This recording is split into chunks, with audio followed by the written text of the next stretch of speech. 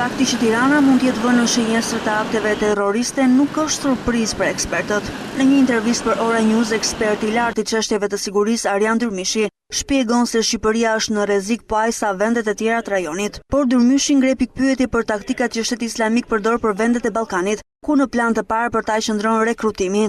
Po jemi të kërcënuar nga ISIS-i, pra aq kosa që ISIS-i ka shpallur një plan për Ballkanin, por në kuptimin ose në qasjen taktike të ISIS-it, më shumë në Ballkan ata do donin që të përdorin kooptimin, pra shpërndarjen e propagandës së tyre dhe të rrisnin mbështetjen.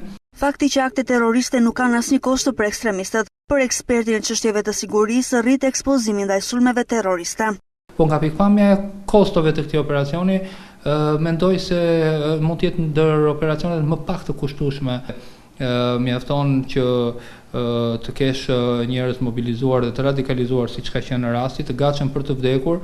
Por si i kanë parë ngjarjet e fundit që përgjakën Parisin besimtarët musliman që jetojnë në Shqipëri? Lulieta, studente i gazetarisë, shpjegon se terroristët vrasin në emër të një feje që nuk i përket besimit të saj.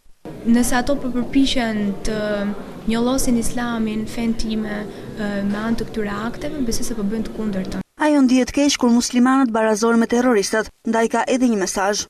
Kur u bë shpërthimi i kullave binjake në Amerikë, të gjithë filluan të flasin që muslimanët janë terroristë. Në ato kohë mund të ndihesh paksa keq. Sot, përkundrazi, unë ndjej veten më shumë vlera.